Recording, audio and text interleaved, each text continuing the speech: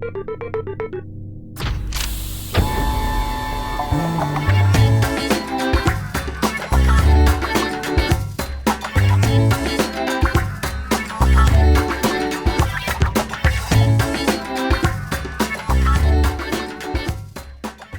everybody, welcome to Brick Vault. My name's Jack. Today we have a LEGO Marvel superhero set. This is the Spider-Man Ghost Rider team up. It's recommended for ages 7 to 14. It is set number 76058 and it has 217 pieces. Included are 3 minifigs. We've got Spider-Man, Ghost Rider, and Hobgoblin. And the build for the set consists of Ghost Rider's bike. I think that's the main part. And Hobgoblin also gets a flyer, plus there's a nice little street corner. The set looks pretty easy to build. I have a feeling it's not going to take that long.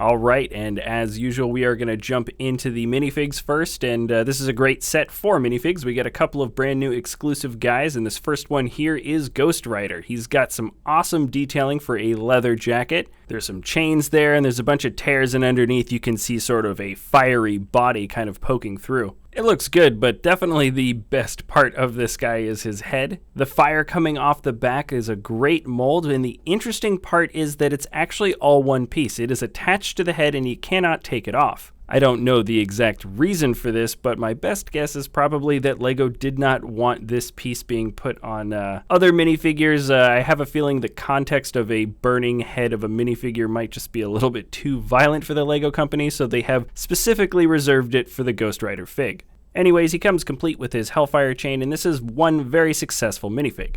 Next up here is the Hobgoblin. He's got a pretty striking color combo, a lot of bright orange, and he's got some relatively simple detailing on the chest piece. I really do like the dual molded legs though. I think it makes all the difference for this guy and it really pulls the look together. He's got that torn up cape piece, and I'm not sure if we've ever gotten a hood like this in bright orange. He's got 2 expressions as well as a flaming pumpkin bomb. He comes as complete as any minifig really, and there's a few more things for him, but I'm going to get into those later. Let's check out Spider-Man. Spider-Man has come with several different looks in the past, but this is the most common version of him. He is not exclusive to the set, but I think this guy is also so common because the look is pretty decent. What is new for this guy in this new wave of Spider-Man sets is this set of pieces here. This is sort of a freeze frame build of web shooting out of his hand. He's holding on to a new transparent piece which allows the web piece to attach on, and this makes for a pretty cool effect. I'm really glad that Spider-Man finally has his own sort of accessory to go along with his power. Now jumping back to the set part of this set, let's go to the biggest build. This is Ghost Rider's bike.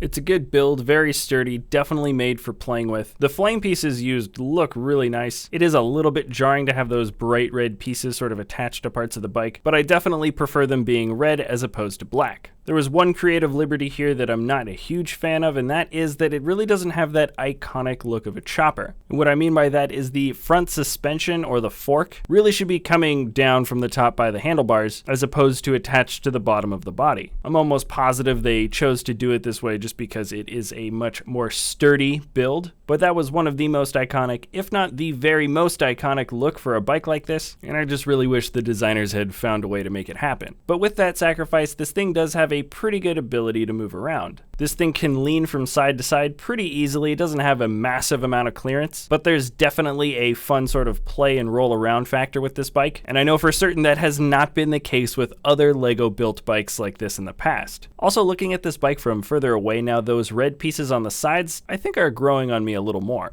Now here's the Hobgoblins Glider. It's a relatively simple build, as you can see. We've got 2 flick missiles on the underside, which are pretty easy to flick around if you want to do that, and the wings and plates on the sides are just a little bit posable. Now here is how the Hobgoblin stands on the glider. Pretty straightforward as you can see, and also there are a few flame pieces that he comes with. You can kind of just put these around the play area as you're fighting, and it's kind of like he's setting stuff on fire. And here is the actual setting for where the battle is going to take place. It's a nice little street corner. We've got some mailboxes, a trash can, stoplight, and even some street signs. Below you can see the newspaper boxes are for Frontline and the ever popular Daily Bugle. Those are stickers, by the way. Also, stickers are these papers that go inside the boxes. You can see we've got 2 for the Daily Bugle and 2 for Frontline. Let's see, there's not much else in the set. The trash actually has trash in the can, and Spider-Man comes with one of those super jumpers. So here we have the entire set together. Out of this new wave of both Marvel and DC sets, I have a feeling this is going to be one of the more popular ones. It's the cheapest, first of all, and it just comes very complete. We get 2 new minifigs, some pretty good builds that go along with it, and heck, it's even pretty diverse. I really do like that little street corner if you're building a Lego city. All right, that is it for this episode. Remember, if you want to buy the set, I have left a link in the video description below if you want to check that out. And if you enjoy our content, you can always subscribe or like the video. Thanks a lot for watching, and we will see you next time at Brickfall.